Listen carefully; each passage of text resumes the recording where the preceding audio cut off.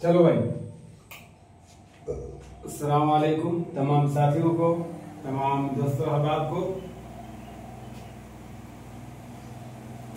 कल कहाँ तक के क्लास हो गया था और उम्मीद करता हूँ कि आप लोग खैरियत से होंगे और हम लोग सुकून के साथ होंगे और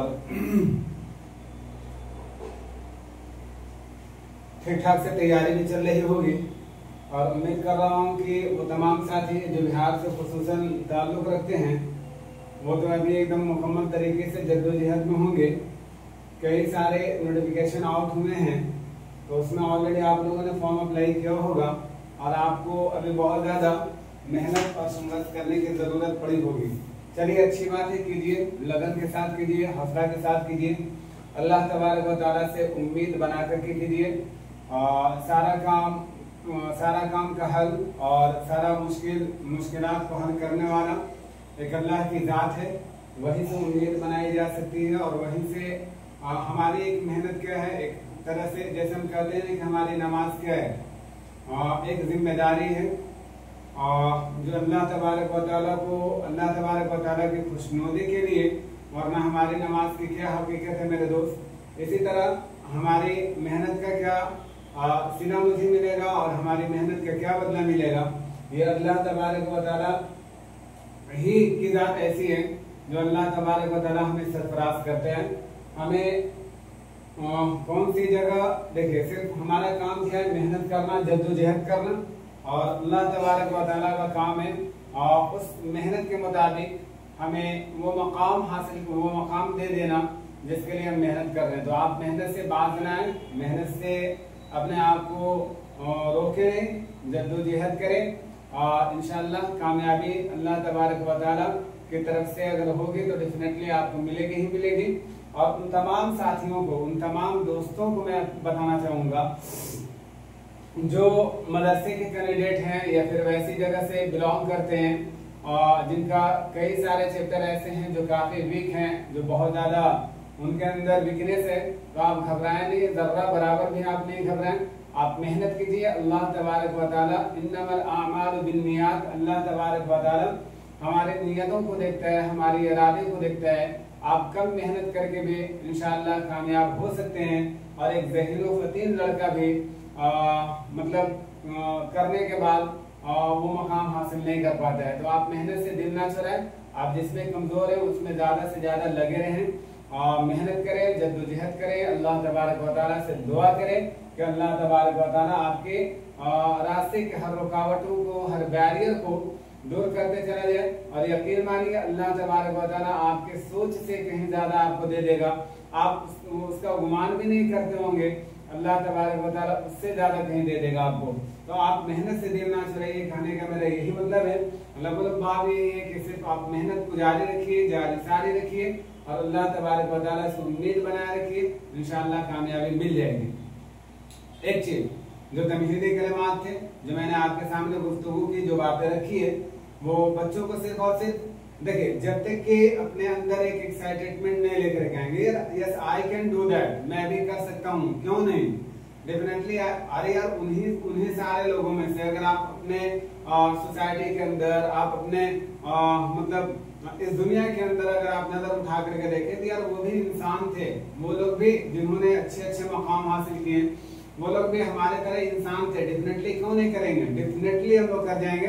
बट बस अपने अंदर ये हिम्मत रखना है कि आई कैन डू दिस, मैं ये कर सकता हूँ। देखिए, जब एक हुफ़ाज़ किराम, जब एक हाफिज़ कुरान तरावी पढ़ाने के लिए जब वो ये पे जाता है, मसल्ले पे जाता है, जाए नमाज पे जाता है और उसे चंद दिन मुख्तसर दिन मिलते हैं और उसी में उसको तकमील कुरान करना होता है, तो जब वो फर्स्ट डे जाए नमाज पे चढ़ता है, मसल्ले पे चढ़ता है, तो आप उससे पूछिए जरा सा कि उसको कितना लंबा सफर करना होता है। पहला दिन वो सोचता है कि मैं यहाँ से शुरू कर रहा हूँ, लेकिन जब वो शुरू कर देता है, जब वो पढ़ना शुरू कर देता है, एक टारगेट उसके जहन में होता है कि हमको इतना दिन में कंप्लीट करना है, पूरा करना है।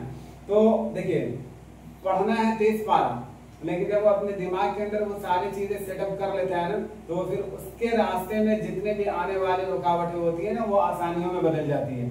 तो आप इरादा बनाएं, तैयारी करने का इरादा बनाएं, दुनिया के हर चीजों से अपने आप को एकदम बाइकाट करें कुछ समय के लिए, कुछ महीनों के लिए, और जद्दोजहद के साथ लगे, एकदम अपने अंदर मुस्तकिल तौर पे इस चीज को बैठा ले कि आई एम नथिंग, मैं कुछ भी नहीं हूँ विदाउट जॉब, जॉब के बिना।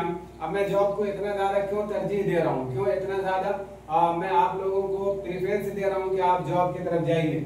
मैं जानता हूँ भाई, मुझे मालूम है, अच्छी तरह मालूम है कि जितने भी हमारे साथी हैं, जितने भी हमारे दोस्त अहबाब हैं, ये सारे लोग मिडिल क्लास फैमिली से आते हैं। देखिए सबसे अच्छी चीज तो बिजनेस है, सेल्फ डिपेंडेंट काम कीजिए। लेकिन भाई हम में से चंद और खासी लोग ऐसे हैं जो ऑलरेडी ये काम कर सकते हैं, वरना हमारे लिए तो एक सिक्योर लाइफ कह लीजिए या फिर हमारा लाइफ का एक कह लीजिए कि सेटल हो जाना, ये ही हमारे लिए बहुत जरूरी होती है। तो इसके लिए हमें मेहनत करना होगा, जद्दोजहद करना होगा। और आप बहुत बड़ी चीज की तैयारी कर रहे हैं, आप छोटी चीज की तैयारी नहीं कर रहे हैं, तो डेफिनेटली है कि आपके लिए दुश्वारियां और रुकावटें उतनी ही बड़ी होंगी। जितना बड़ा आप तैयारी कर रहे हैं, तो डेफिनेटली इन सारी चीजों को मद्देनजर रखते हुए एक बीपीएससी टीचर वाले तैयारी करते हैं, तो वो 2 घंटा दिन भर में 4 घंटा 6 घंटा पढ़ लेते हैं।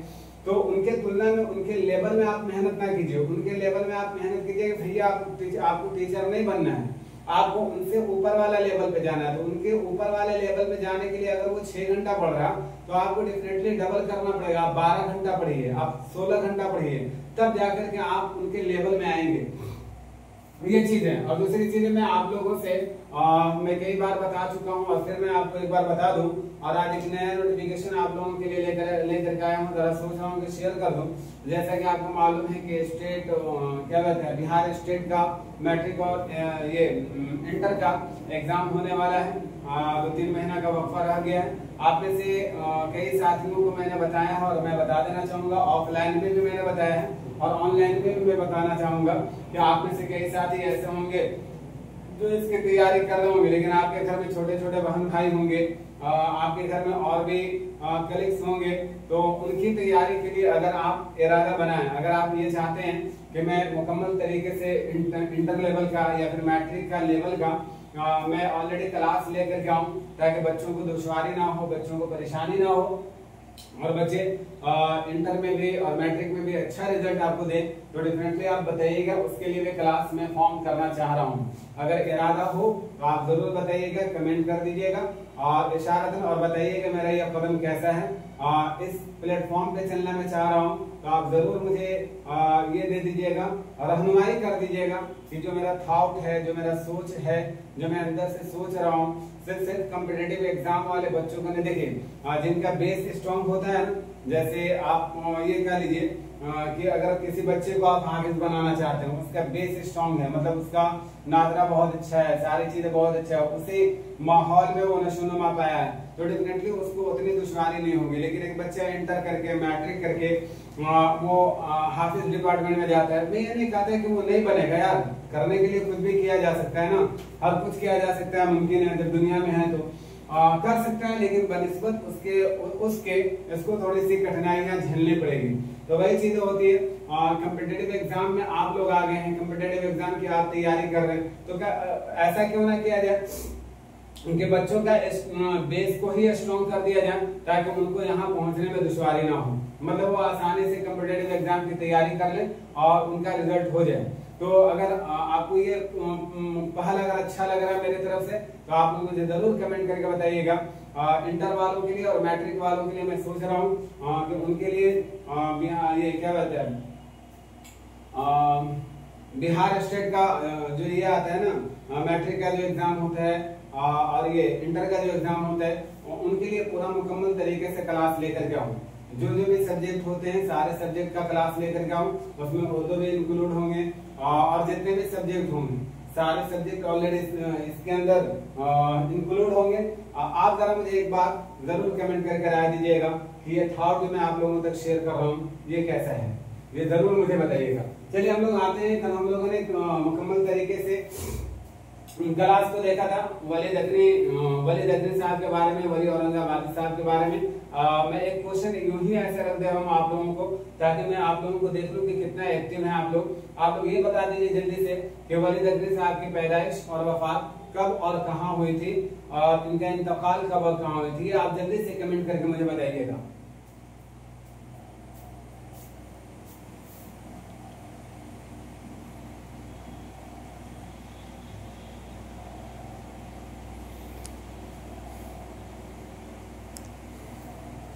और मैं आप लोगों से एक छोटी सी दरखास्त करना चाहता हूँ, वो भी आजिज़न गुजारिश करना चाहता हूँ कि भाई अगर मेरे दोस्त, अगर आप लोगों को वीडियो अच्छा लगता है तो प्लीज आप लोग ज्यादा से ज्यादा शेयर कीजिए।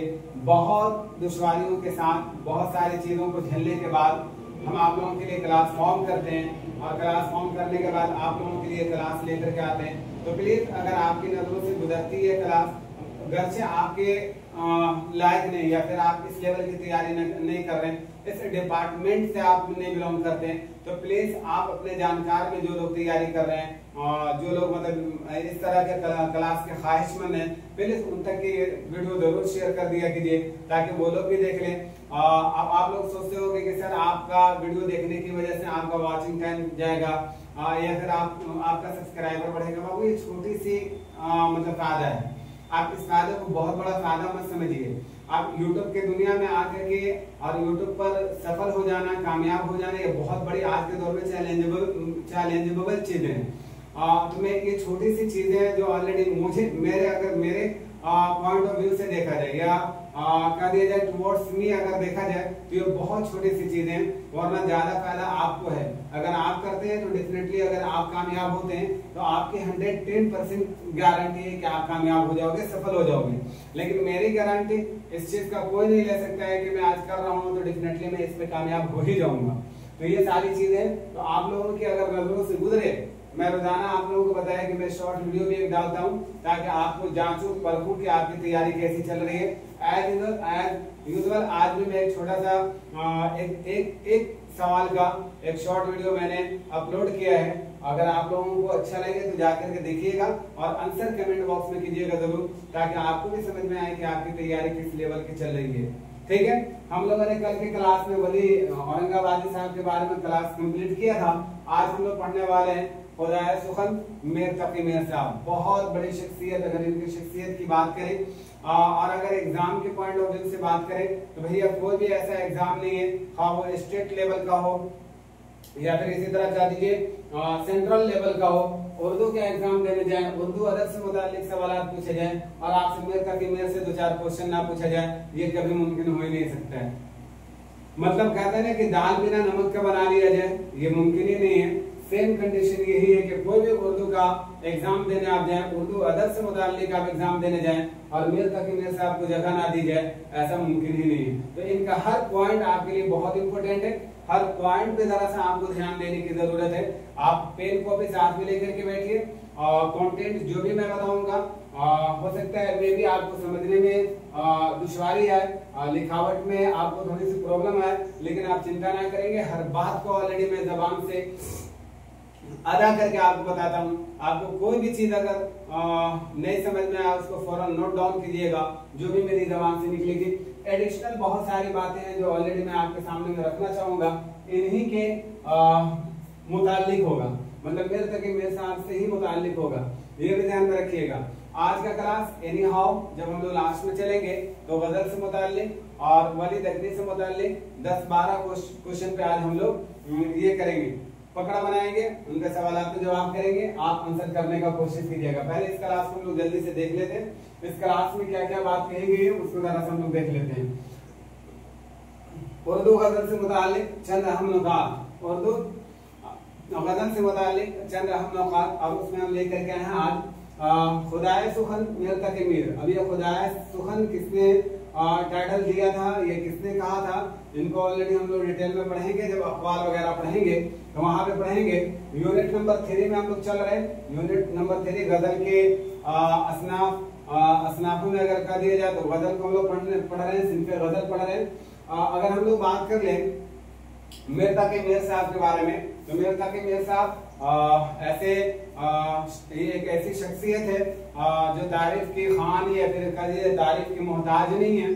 पूरी मतलब कह लीजिए पूरी दुनिया इनको जानती है, इसमें कोई दो राय नहीं है। तो अच्छी तरह हम लोग इनके बारे में जानते हैं, लेकिन कुछ डिटेल ऐसे हैं जो पॉइंट ऑफ व्यू एग्जाम के पॉइंट ऑफ व्यू से बहुत इंपॉर्टेंट है, जिसको हम लोग कवर करने वाले हैं आज की क्लास में। तो now are you ready for everyone? Please everyone, are you ready? चलें शुरू करते हैं क्लास को, देखते हैं आज का कुछ कंटेंट को जो हमारे लिए बहुत इंपॉर्टेंट है।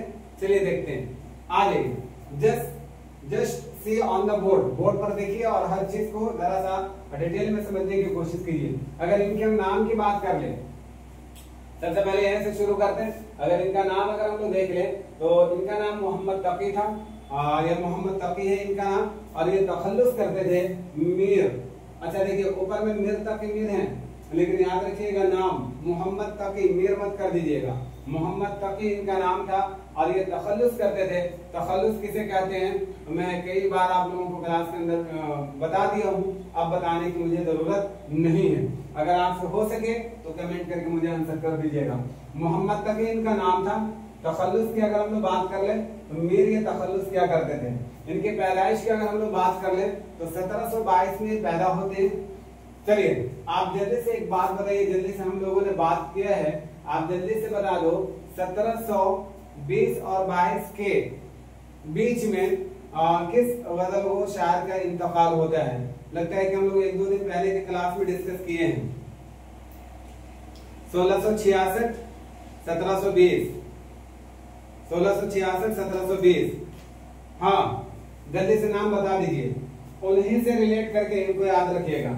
एक मुअज़्ज़ज़ गजल वो शायर इस दुनिया से रुखसत करते हैं, और एक मुअज़्ज़ज़ और अहम मुअज़्ज़ज़ कह लीजिए शख्स की दुनिया में आमद होती है, मतलब वो तशरीफ लाते हैं। आप देख लीजिए उनसे रिलेट करके याद रखिएगा। मैंने बताया था आप लोगों को वली दखनी साहब के बारे में। 1666 और 1720। 1720 में जैसे इस दुनिया से मुंतकिल होते हैं, एक मारूफ शायर, एक मारूफ गजल वो शायर तशरीफ लेकर के आते हैं जिनको लोग मोहम्मद तकी के नाम से जानते हैं, और इनका मीर तखल्लुस करते थे। 1722 में आगरा में अकबराबाद एक जगह है, आगरा में अकबराबाद, यहाँ पे इनकी पैदाइश होती है। मीर तकी मीर साहब के बारे में क्वेश्चन ये भी पूछा जाता है, जाए पैदाइश से मुताल्लिक क्वेश्चन पूछा जाता है कि कहाँ पैदा हुए थे। तो बहुत सारे बच्चों का ध्यान में ये रहता है कि वो दिल्ली लगा देते हैं, और दिल्ली लगाने का रीजन ये होता है कि ये दिल्ली के शोराओं के जुमरे में आते हैं। इसी वजह से लोग एकदम बिला झिझक, अगरचे ये आगरा में पैदा हुए थे जरूर, लेकिन इनकी पूरी जिंदगी या फिर कह लीजिए अधिकतम जिंदगी जो इनकी गुजरी है ना, वो दिल्ली के अंदर गुजरी है। इसीलिए लोग मीर तकी मीर को दिल्ली से ही जानते हैं। जैसे मीर अमन देहलवी, मीर अमन देहलवी, उनके बारे में जब हम लोग पढ़ेंगे ना, बाबू बहार में जब पढ़ेंगे उनके बारे में, तो मीर अमन देहलवी के बारे में भी कुछ कंफ्यूजन होता है जो वहां पे हम लोग दूर करेंगे। तो 20 आगरा में आप ये समझ गए, आगरा में अकबराबाद एक जगह है जहाँ इनकी पैदाइश होती है। दो डेट याद रखिएगा, 1722 का भी याद रखिएगा और 1723 भी याद रखिएगा, दोनों बात याद रखिएगा। 1722 और 1723 के बीच में ये पैदा होते हैं। इनके अगर वफात की बात कर लिया जाए तो 20 सितंबर सन 1810 में ये लखनऊ में वफात पाते हैं। मतलब 1820 में इनका 1810 में इनका लखनऊ में वफात हो जाती है। अब चलिए जल्दी से आप लोग बता दीजिए कि सन 1810 में एक बहुत ही अहम मुहक्किक या फिर आप शायर भी कह सकते हो, पैदा होते हैं सन 1810 में। जल्दी से बता दीजिए कमेंट करके। मुहक्किकीन के जुमरे में मैं अगर एग्जांपल हम देना चाहूंगा तो आप ले लीजिए, जैसे अल्ताफ हुसैन हाली हो गए, अल्लामा शिबली नुमानी हो गए, मोहम्मद हुसैन आजाद हो गए।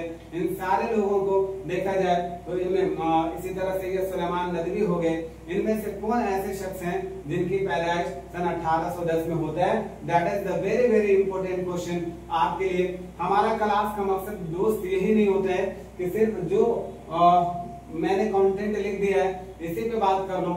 यहाँ से कई सारे क्वेश्चन हम ऑलरेडी एडिशन पूछ लेता हूँ आप लोगों से, ताकि जो चीज प्रीवियस में आप पढ़ चुके हो या जो चीज पीछे में पढ़ने आगे में पढ़ने वाले हो, या अगर एग्जाम में आप बैठे हो और आपके ध्यान में थोड़ी बहुत भी अगर सिर्फ स्टडी के जरिए अगर कोई पॉइंट आपके दिमाग में है, तो यहाँ पे ऑलरेडी वो सारी चीजें आपका प्रेजेंट हो जाते हैं। तो अगर हम लोग बात कर ले वालिद, इनके वालिद का नाम मोहम्मद अली था। इनका नाम से इनको याद रखिएगा, मोहम्मद तकी और मोहम्मद अली। मोहम्मद अली और किस मारूफ शायर का नाम था, ये भी आप बता दीजिएगा। एक अली मोहम्मद थे, एक अली मोहम्मद थे और एक मोहम्मद अली। अगर आपको ध्यान में है तो बताइएगा जरूर। चलिए तो मोहम्मद अली, और इनको याद रखिएगा मोहम्मद अली साहब को मोहम्मद मुत्तकी के नाम से भी लोग जानते थे। मोहम्मद मुत्तकी कहकर पुकारा करते थे। मोहम्मद मुत्तकी मतलब ये याद रखिएगा, इनके वालिद का नाम मोहम्मद अली था, लेकिन लोग उन्हें मोहम्मद मुत्तकी या मुत्तकी के नाम से जाना जाते थे, ये जाना जाते थे, और इनको लोग मोहम्मद मुत्तकी के नाम से पुकारा करते थे। ये याद रखिएगा। वालिद का इंतकाल, इनके वालिद का इंतकाल मोहम्मद अली साहब का इंतकाल की अगर हम लोग बात कर रहे हैं, तो जब मीर तकी मीर 11 साल के हुए तो इनके वालिद इस दुनिया से जा चुके थे, मतलब इस दुनिया से वो चले गए थे 11 साल की उम्र में। अब इनका हर एक पॉइंट आपके लिए इम्पोर्टेंट है भाई, कोई ऐसी पॉइंट नहीं। वही तो समझ में आता है ना कि जिस्मों में जख्मों में जब टीज लगे हैं, तुम ही दुनियादार हो, हम तुमको पहचान रहे हैं, मुंह फेरे क्यों जाओ हो, और इतना क्यों सौरो हो, इतना जुल्फे क्यों सुलझाओ हो, हम सब तुमको जाने हैं, तुम क्या हो, तुम क्या कहलाओ हो, और मंजिल जानी पहचानी है, रास्ता जाना पूछा है, काहे ऐसे चाल चलो हो जिससे ठोकर खाओ हो। अब दरिया में तूफान उठा है, दरिया वाले झेलेंगे, तुम तो दूर खड़े हो प्यारे, तुम काहे घबराओ हो। अच्छा, मैं ऑलरेडी गजल का चंद मिसरा मैंने आपके सामने, अशार का चंद टुकड़े मैंने आपके सामने में रखा। जरा सा अगर आप बता सकते हैं कि ये किनका है और ये भी आपके निसाब में शामिल है, तो वो मोहतरम क्या नाम बता दीजिए, वो मुअज़्ज़ज़ शायर का नाम बता दीजिए आप लोग, अगर आपको याद है तो। चलिए, तो मेरा कहने का मतलब ये था कि मोहम्मद तकी साहब, मीर साहब के कौन से कंटेंट को छोड़ी जाए, कौन सी पॉइंट को इनका लिया जाए और कौन से पॉइंट को छोड़ा जाए, बड़ा कंफ्यूज होता है भाई, इसलिए कि इनसे कहां से क्वेश्चन बना दिया जाएगा ये किसी को नहीं मालूम। चलिए, बहरहाल फिर भी हम लोग कवर करते हैं, हत्तल इम्कान कोशिश करते हैं कि ज्यादा से ज्यादा चीजों को कवर करें। तो वालिद का इंतकाल कब हुआ था? जब ये 11 साल के थे। जब 11 साल के हुए तो इनके वालिद इस दुनिया से चले गए थे। शाह हातिम के शागिर्द, शाह हातिम के शागिर्द, अच्छा आते हैं इस कंटेंट को हम लोग लेते हैं अभी। इसके बाद पहले इस जुमले को देख लेते हैं हम लोग। इनके दो भाई, एक सौतेले भाई थे, इनके दो भाई थे, ये ध्यान में रखिएगा, इनके दो भाई थे और दोनों भाइयों का नाम याद रखिएगा प्लीज। तो इनके एक सौतेले भाई थे, लेकिन याद रखिएगा मीर तकी मीर साहब से बड़े थे, ये याद रखिएगा। और मीर तकी मीर का जो सगा भाई था वो याद रखिएगा मीर तकी मीर से छोटे थे। ये दोनों बात याद रखिएगा। और ये भी साथ में याद रखिएगा कि मोहम्मद हाफिज मोहम्मद हसन नाम था इनका, हाफिज मोहम्मद हसन, जो इनसे बड़े थे मैंने ऑलरेडी बता दिया आपको। और दूसरे मोहम्मद रजी नाम के थे, इनके सगे भाई थे और इनसे छोटे थे। तो याद रखिएगा हाफिज मोहम्मद हसन और मोहम्मद रजी, ये दोनों नाम याद रखिएगा, ये दोनों इनके भाई थे। अगर ये पूछ ले कि सौतेला भाई कौन था इनमें से, हाफिज मोहम्मद हसन जो इनसे बड़े थे, और इनके अपने कौन भाई थे, सगे भाई कौन थे, तो मोहम्मद रजी साहब थे जो इनके सगे भाई थे और इनसे छोटे थे, ये भी याद रखिएगा। इनके उस्ताद की अगर हम लोग बात करें तो इनके उस्ताद इन्हीं के सौतेले भाई, अब सौतेले भाई से मुराद हाफिज मोहम्मद हसन, सौतेले भाई के मामू, देखिए मामू में थोड़ा सा मिस्टेक हुआ है, यहाँ पे नून गुन्ना ऐड कर दीजिएगा। इनके मामू खान आरजू थे, खान आरजू। अब ये एकदम डायरेक्टली आपको ये याद रखना है, डायरेक्टली आपको ये बात याद रखना है कि मीर तकी मीर के अगर उस्ताद की हम लोग बात कर लें तो मीर तकी मीर के उस्ताद खान आरजू थे, खान आरजू मीर तकी मीर के उस्ताद थे, ये बात याद रखिएगा। खान आरजू और किन के उस्ताद थे पीछे में मैंने तस्करा किया है, जरा सा कमेंट करके आप लोग जरूर बताइएगा कि और किन के उस्ताद थे खान आरजू। चलिए, सआदत इमरोहवी के मशवरे पर इन्होंने शायरी शुरू की थी। अब ये नाम याद रखिएगा, बहुत इंपॉर्टेंट है भाई, ये भी पूछ लेते हैं आपसे कि किनके मशवरे पर शेर व शायरी का इरादा किया था। तो याद रखिएगा सआदत इमरोहवी के मशवरे पर इन्होंने शायरी शुरू की थी। वालिद के इंतकाल के बाद, ये सारे कंटेंट आपके लिए इंपॉर्टेंट है, मैं बार बार बता रहा हूँ, बारहा कर रहा हूँ, इनमें से नोट डाउन सारी चीजों को कर लीजिएगा, ना कीजिएगा आप बाद में पछताइएगा। It's no use of crying now, अब चिल्लाने से क्या फायदा जब दुनिया चुप है। जब एग्जाम से आते हैं और जब एग्जाम दे करके आते हैं और मुझे महसूस होने लगता है कि मतलब 1 नंबर और 2 नंबर और 10 नंबर से मैं पीछे रह गया, तो उस समय बड़ा मलाल होता है भाई, बड़ा अफसोस लगता है कि काश थोड़ी सी और मेहनत कर लिए होते और इस बार अटेम्प्ट में हम क्वालिफाई कर गए होते। वरना देखिए जिंदगी में सिर्फ एग्जाम को ही टाइम देना तो समय मेरे पास नहीं है, और भी दुनिया में बहुत सारे काम है। एक बार आप निकाल लीजिए जल्दी से एक पोस्ट, एक ओहदे पर चले जाइए, फिर इंशाल्लाह जिंदगी में बहुत सारे काम है करने के लिए भाई, करना होगा। तो सआदत इमरोहवी, इनके मशवरे पर इन्होंने शायरी शुरू की थी। वालिद के इंतकाल के बाद, ये पॉइंट आपको एकदम याद रखना है भाई, ये पॉइंट आप एकदम मिस मत कीजिएगा। वालिद के इंतकाल के बाद सन 1734 में ये दिल्ली गए थे। कहाँ गए थे? दिल्ली गए थे सन 1734 में। ये भी ध्यान में याद रखिए, ये भी ध्यान में बात आपको रखना है।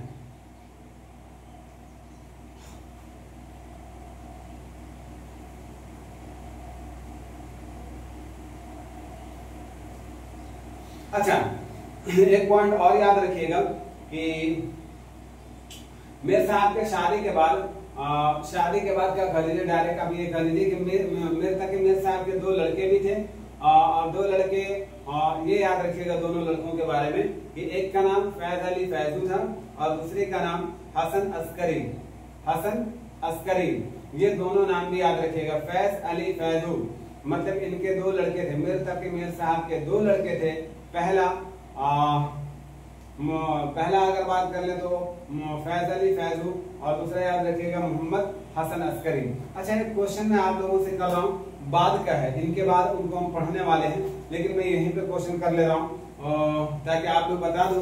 बहुत सारे साथी तो ऐसे हैं जो जुड़े हुए हैं, जो पहले से भी ऑलरेडी बहुत सारी चीजें जानते होंगे। तो आप जल्दी से एक चीज बताइए, किसके बारे में ये स्टेटमेंट है, जरा सा गौर से सुनिएगा और आंसर करने का कोशिश कीजिएगा। जरा सा गौर से सुनिएगा इस क्वेश्चन को। किसने अपने पूरी जिंदगी में कौन ऐसे शायर हैं जिन्होंने ना तो किताब खरीदी कभी पढ़ने के लिए और ना मकान खरीदा कभी रहने के लिए, मतलब पूरी जिंदगी इन्होंने किताब और घर हमेशा किराए पर ही लेकर के काम चलाया है। वो कौन मुअज़्ज़ज़ शख्स थे या शायर थे? आप बताइए जल्दी से।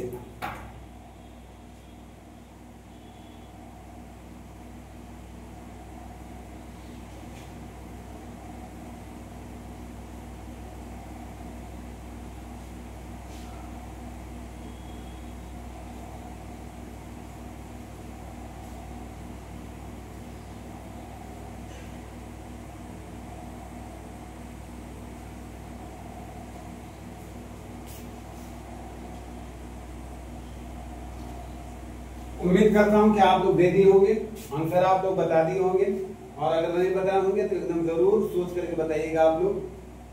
1734 में ये दिल्ली चले आए थे, और दिल्ली कब चले आए थे? अपने वालिद के इंतकाल के बाद।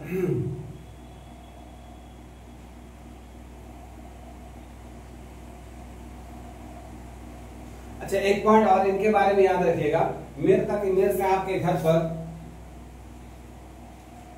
हर महीने की 15 तारीख को एक मुशारा हुआ करता था। ये भी पॉइंट याद रखिएगा आप लोग कि मीर साहब के घर पर हर महीने के 15 तारीख को इनके घर पर मुशारा कराई जाती थी या मुशारा हुआ करता था। ये याद रखिएगा आप लोग सारे लोग।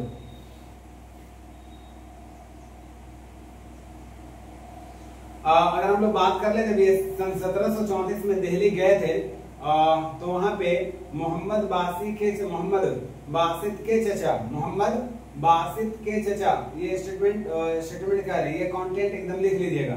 मोहम्मद बासित के चचा शमशाम मुद्दौला ने 1 रुपया योमिया मुकर्रर किया था, मतलब 1 रुपया योमिया मुकर्रर किया था। जब ये वालिद के इंतकाल के बाद जब ये दिल्ली गए तो दिल्ली में किनके चचा, ख्वाजा मोहम्मद बासित के चचा शमसामुद्दौला ने इनको 1 रुपया यौमिया मुकर्रर किया था। मतलब 1 रुपया इनको रोजाना मिलेगा, उनके दरबार से इनको 1 रुपया रोजाना मिला करता था। ये भी पॉइंट याद रखिएगा। अच्छा, सबसे ज्यादा अगर इम्पोर्टेंट पॉइंट जो हमको याद रखना है तो ये याद रखिएगा कि मीर तकी मीर साहब दिल्ली कब आए थे।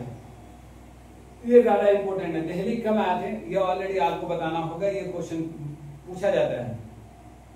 और अगर हम लोग बात कर लें आगे में तो ये याद रखिएगा कि इनको फोर्ट विलियम कॉलेज में भी मदऊ किया गया था। फोर्ट विलियम कॉलेज में भी इन्हें बुलाया गया था, लेकिन इन्होंने अपने सेहत के बारे में अपने जहनी तनाव को मतलब एक तरह से उज़्र बनाकर लोग पेश किया और वहां जाने से इनकार कर गए। मतलब फोर्ट विलियम कॉलेज में भी इन्हें मदऊ किया गया था, लेकिन इन्होंने बहुत सारे उज़्र पेश किए और बोले कि मैं अब सेवा नहीं दे सकता, मैं अब काम नहीं कर सकता। चलिए, इनके मुंह बोले चचा अमानुल्लाह साहब थे। अमानुल्लाह साहब अभी मैंने आपको बताया, इनके मुंह बोले चचा अमानुल्लाह साहब थे और इनके वालिद मोहम्मद अली ने इनको 7 साल की उम्र में, कितने साल की उम्र में, ये पॉइंट याद रखिएगा। इनके चचा के नाम या फिर बोल दीजिए मुंह बोले इनके चचा थे जिनका नाम अमानुल्लाह था और इनको वालिद मोहतरम ने मतलब मीर के वालिद ने इन्हें इनके जिम्मे सौंप दिया था, इनकी जिम्मेदारी इनके सुपुर्दगी में दे दिया था ताकि इनकी अच्छी तरीके से परवरिश व पर्दाश्त कर दें, इनकी तरबियत कर दें, इनके लिए इन्हें जिम्मेदारी में दे दी थी। ये भी याद रखिएगा। हाँ, अब आ रहा जो बहुत इंपॉर्टेंट पॉइंट है भाई, अगर इसको हम लोग वीवीआई कर दे, शायद आपको नजर नहीं आता होगा, तो ये कम में आप पूरे इसमें से जो भी कंटेंट है लिखा हुआ इनमें से जिसको दिल करे ना लिखिए, कोई दिक्कत नहीं, लेकिन जो मैं बता रहा हूँ इसको एकदम लिख लीजिएगा। ये वीवीआई क्वेश्चन है आपका जो मैं अभी बताने जा रहा हूँ, इसको आप एनी हाउ लिख लीजिएगा, चाहे कुछ भी हो जाए। ये दिल्ली में सन 1734 में गए, लेकिन दिल्ली से ये लखनऊ याद रखिएगा आसिफुद्दौला के दावत पर सन 1781 में लखनऊ गए थे। आसिफुद्दौला के दावत पर सन 1781 में लखनऊ गए थे। ये भी आप पॉइंट याद रखिएगा।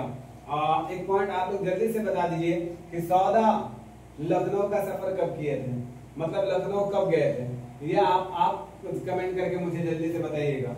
आपसे मैं पूछ रहा हूँ, मिर्जा मोहम्मद रफी सौदा साहब लखनऊ किसके दावत पर और कौन से डेट में या कौन सी तारीख में वो लखनऊ का सफर किया था या लखनऊ गए थे।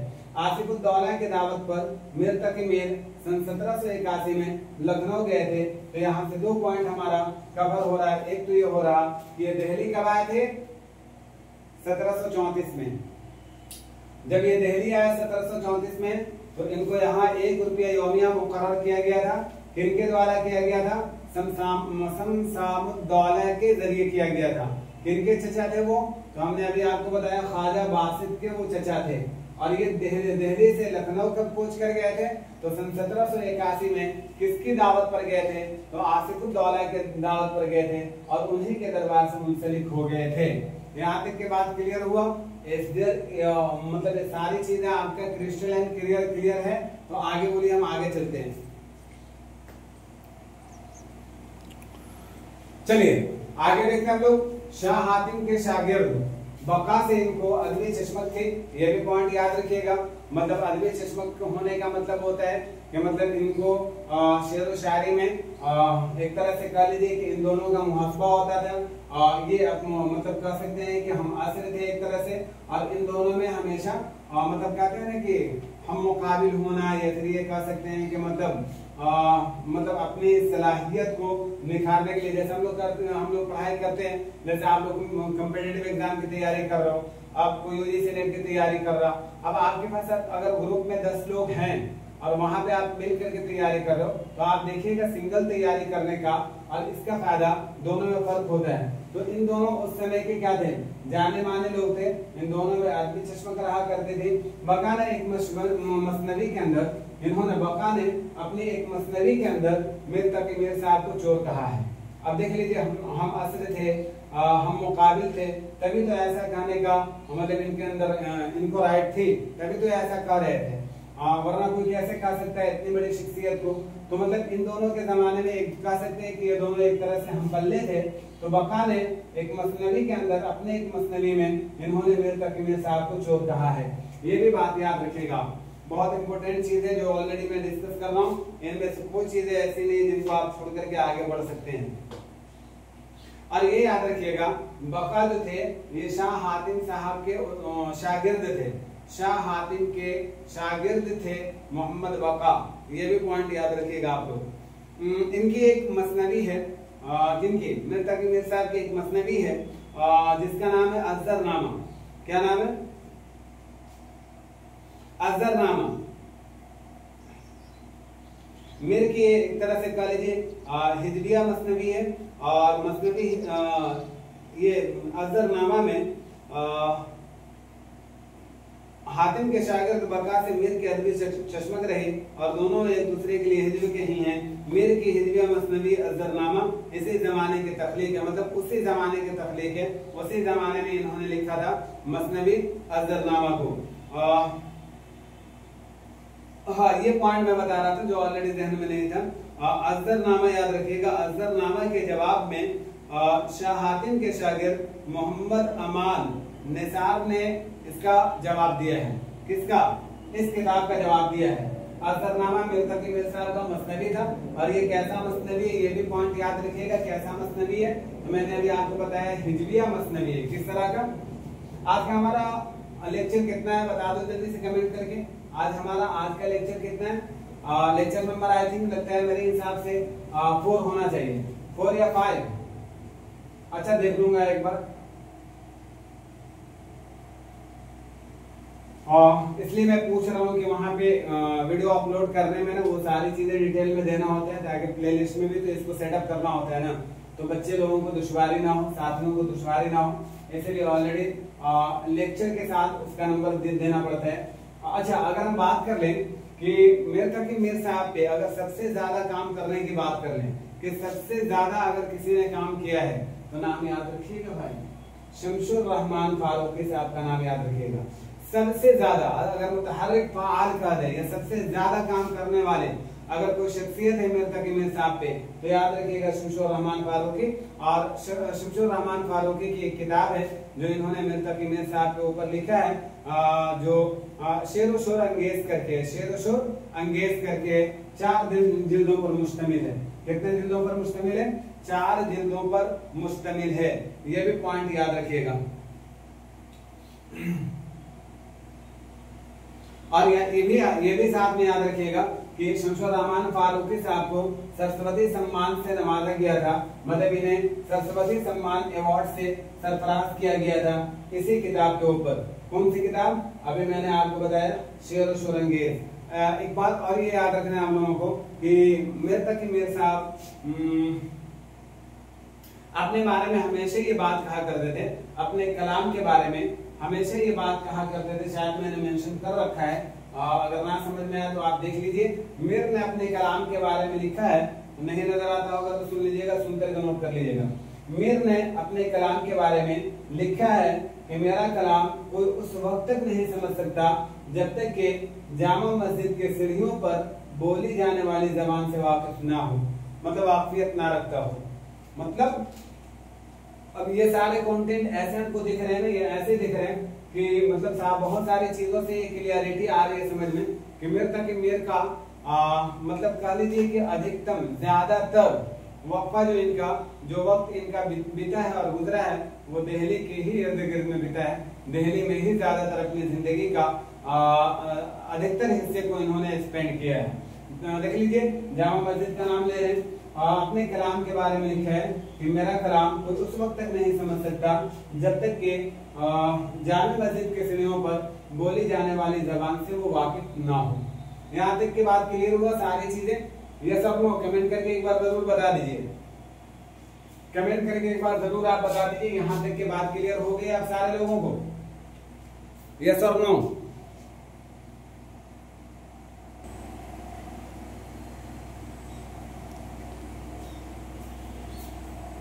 उम्मीद करता हूँ कि आपको सारी बातें आसानी से समझ में आ गई होगी, ध्यान नशीब कर लिए होंगे और जहन नशीब कर लेना ही काफी है भाई। और इन सारी चीजों को ट्रिक के साथ याद कर लीजिए, जहन में बैठा लीजिए और रेक्टिफिकेशन वाला मामला यहाँ नहीं चलेगा। डेप्थ में मुताला करने की जरूरत है, ज्यादा से ज्यादा कंटेंट अपने दिमाग में बैठाइए और रिलेट करके सारी चीजों को ध्यान में रखिएगा। वहां तक की बात समझ में आ गई होगी तो कुछ हम लोग देख लेते हैं। मिर्जा के मीर के कारनामे, इनके कुछ कारनामे हैं और इनके कारनामे के साथ साथ याद रखिएगा इनके कुछ अलकाबो खिताबात वगैरह भी हैं। और इसी तरह याद रखिएगा इनके कुछ मुख्तलिफ, इनके बारे में कुछ मुख्तलिफ लोगों का आराओ ख्यालात भी है। तो काफी लंबी वीडियो हो जाएगी, अगर इनको अगर हम लोग एक दिन में कवर करना चाहें तो मुमकिन नहीं है भाई। डेफिनेटली बता रहा हूँ, ये वो समंदर के मानंद है भाई, जिसमें जिसकी तह का कोई अंदाजा नहीं है। सतह तो मालूम है लेकिन तह का अंदाजा नहीं लगाया जा सकता है। इसलिए मैं आप लोगों से गुजारिश करूंगा कि आप लोग इंशाल्लाह इसको कल के क्लास में देखिएगा। आज हम थोड़ी सी चीज और देख लेते हैं, मिर्जा के मीर के कारनामे थोड़ा सा देख लेते हैं और इनके अलकाबो खिताबात और या फिर इनका ये कह लीजिए इनके बारे में कुछ मुख्तलिफ आराओ ख्यालात, दोनों चीजें कल के क्लास में हम लोग देख लेंगे। आज जरा सा हम लोग थोड़ी सी ये देख लेते हैं कि इनके मुकम्मल दीवान की तादाद 7 है। ये भी याद रखिएगा प्लीज, ये भी पॉइंट आपके लिए बहुत इंपॉर्टेंट है कि इनके मुकम्मल दीवान की अगर हम लोग बात कर लें तो मुकम्मल दीवान की तादाद 7 है। और साथ में याद रखिएगा 6 उर्दू में है, ये भी साथ में याद रखना होगा। 6 उर्दू में है और एक फारसी में, एक फारसी में दीवान है, बाकी 6 दीवान जो है ये उर्दू में है, ये याद रखिएगा। 6 उर्दू में और एक फारसी में है। और कुलियात मीर याद रखिएगा सन 1811 में फोर्ट विलियम कॉलेज से, फोर्ट विलियम कॉलेज से ये कह लीजिए कि मतलब शाया हुआ। फोर्ट विलियम कॉलेज से इसकी इशाअत हुई सन 1811 में। डेट याद रखना कुलियात मीर की, कुलियात मीर का डेट ये याद रखना है कि फोर्ट विलियम कॉलेज से इसके इशाअत सन 1811 में हुआ था, ये भी ध्यान में रखिएगा। इनके 6 दवावैन में मीर की 1916 गजलें और कुल अशार की तादाद याद रखिएगा यहाँ पे 13,908 है। इनके 6 दवावैन में मीर के कुल 1916 गजलें मौजूद हैं और कुल अशार की तादाद जो है वो 13,908 है। इनमें हमको याद रखने वाली कौन सी चीज है, इनके टोटल दीवान याद रखिएगा कितने हैं और कितने उर्दू में हैं और कितने फारसी में हैं, ये पॉइंट याद रखने वाला है। इनके मसनवियों के बारे में मुख्तलिफ ख्यालात पाए जाते हैं, मतलब कोई माकूल अभी तक का मतलब डेटा प्राप्त नहीं हो सका है, मुकम्मल तरीके से डेटा नहीं आया सामने में। लेकिन 2 मुहक्किकीन हैं जिन्होंने कुछ इनकी तादाद बताई है, जरा सा उनको देख लीजिए। अगर इनका नाम आ जाए या तादाद आ जाए तो इनको ध्यान में रखते हुए हम लोग आंसर की तरफ जाएंगे। एक है प्रोफेसर मुजफ्फर हनफी, जिन्होंने कुल मसनवियों की तादाद 37 बताई है। कितनी बताई है? कुल मसनवियों की तादाद 37 बताई है। और एक और हैं जो जदीद तहकीक के मुताबिक बताते हैं। जदीद तहकीक के अनुसार जफर अंसारी का मानना है, जफर अंसारी साहब का कौल है कि मिर्जा के मीर के 39 मसनवियां हैं। कितनी मसनवियां हैं? 39 मसनवियां हैं। तो ये दोनों नाम याद रखिएगा, एक प्रोफेसर मुजफ्फर हनफी साहब और दूसरे याद रखिएगा जफर अंसारी साहब के मुताबिक। देखिए ये आखिर बढ़ता घटता कैसे, सपोज कर लो हम में से ही कोई साथी ऐसा होता है जो जियारत कर लिया, अल्हम्दुलिल्लाह सुम्मा अल्हम्दुलिल्लाह, वो ये क्या बात है केंद्र का ये में यूनिवर्सिटियों में उसका एडमिशन हो जाता है, दाखिला हो जाता है। तो फिर क्या करता है ना कि वो अपना एक टॉपिक सिलेक्ट करता है कि मुझे किसके ऊपर रिसर्च करना है। तो किसी ने मिर्जा के मीर साहब को लिया कि नहीं इनके ऊपर फिर हम पुनः रिसर्च करने वाले हैं, मतलब पुनः सर्च करने वाले हैं कि इनकी जिंदगी के बारे में और क्या क्या हकायक हैं, इनके और किताबों के बारे में वो क्या करता है, ढूंढना तलाशना शुरू करता है। तो वो करता है तो वही डिफरेंट हो जाता है। तो प्रोफेसर मुजफ्फर हुसैन की अगर बात कर ले तो ये प्रीवियस में मतलब इनसे पहले इन्होंने तहकीक किया तो 37 बताई गई, लेकिन फिर जफर अंसारी इनके बाद है, इन्होंने जदीद तरीके से मतलब अब फिर 2024-25 में अगर कोई इन पे काम करेगा, वर्क करेगा तो हो सकता है कि 1-2 और बढ़ जाए, घट जाए। तो जफर अंसारी के मुताबिक जदीद रिसर्च के मुताबिक मीर की 39 मसनवियां हैं। ये सिर्फ हमको तादाद याद रखना है। अब इश्किया मसनवी कितनी थी? इश्किया मसनवी कितने थे, या फिर इसी तरह आप कह दो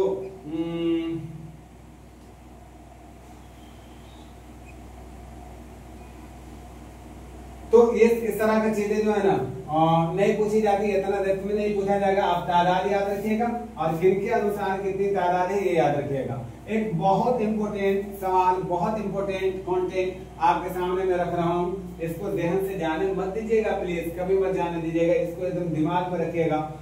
मसनवी के बारे में मैंने, अब आपको ध्यान में लगता होगा कि सर इश्किया बता करके रुक गए, तो मैंने आप लोगों को बताया था ना इश्किया, बज़मिया और रिज़मिया, मैंने बताया था आप लोगों को बज़मिया और रिज़मिया, तो याद रखिएगा बज़मिया को ही इश्किया मसनवी कहा जाते हैं। और रिज़मिया मसनवी मैंने बताया था आप लोगों को कि जंगो जिदाल से मुताल्लिक और लड़ाई झगड़े से मुताल्लिक जो मसनवी लिखे गए हैं उसे रिज़मिया कहा गया, और बज़मिया कह लीजिए या फिर इश्किया कह लीजिए। और अगर इनके बारे में आपको और मुकम्मल तरीके से ताक़ीक़ है तो प्लीज कमेंट करके मुझे रहनुमाई कर देंगे। एक बहुत इंपॉर्टेंट इनकी किताब है नुकातुश शोरा, यहाँ से क्वेश्चन, मतलब ये एकदम ना ये लिख कर आप लोग कहीं साइड में कि सर ने मुझे बोला था कि यहाँ से क्वेश्चन आएगा, और देख लेना अभी लास्ट वाला दिसंबर वाला सेशन में बैठो और जून वाला सेशन में बैठो, दोनों में किसी ना किसी में तुमको मिल ही जाएगा, किसी तरह से किसी शक्ल में फॉर्म करके ये क्वेश्चन आपका आ गया होगा।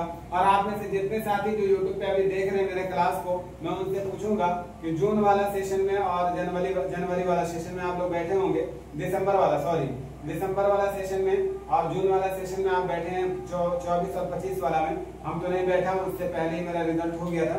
तो आप लोग मुझे बताओ कि इससे क्वेश्चन आया था कि नहीं आया था, जल्दी बताना आप लोग। जून 2025 जून 2024 का रिजल्ट मेरा है, तो जून 2025 और ये दिसंबर 2024 का एग्जाम में जो आप में से साथी बैठे हैं जल्दी से बताइए ये क्वेश्चन किसी भी शक्ल में फॉर्म होकर के आया था कि नहीं आया था, आप जल्दी बताना मुझे लगता है कि 95% आप लोग बताओगे कि सर एक जगह आया था। अब बता देना आप लोग अगर आया होगा तो। नुकातुश शोरा 1752 में, ये डेट याद रखिएगा, 1752 में नुकातुश शोरा 1752 में फारसी जबान में उर्दू शोरा का पहला तज़किरा है। ये पॉइंट याद रखिएगा। अभी हम लोग तज़किरा के बारे में पढ़ने वाले हैं, बहुत सारी किताबें हैं, उन सारी किताबों में ये याद रखिएगा नुकातुश शोरा जो है 1752 में फारसी जबान में। अच्छा आप लोग एक जल्दी से कमेंट करके मुझे आंसर कीजिएगा, जो साथी पहले एग्जाम दिए होंगे वो बता दीजिए उर्दू का पहला तज़किरा कौन सा है, क्या नाम से है उर्दू का पहला तज़किरा, ये बता दीजिए। ये तो फारसी जबान का ना, लेकिन उर्दू जबान का पहला तज़किरा किसका है और किस नाम से है, ये कमेंट करके मुझे जल्दी से आंसर कीजिएगा। उर्दू शोरा का पहला तज़किरा है, इस किताब में उर्दू के 103 शोरा के बारे में लिखी गई है, ये भी नंबर याद रखिएगा। नुकातुश शोरा के अंदर 103 शोरा के बारे में तज़किरा किया गया है और ये फारसी जबान में उर्दू शोरा का पहला तज़किरा है, ये भी याद रखिएगा।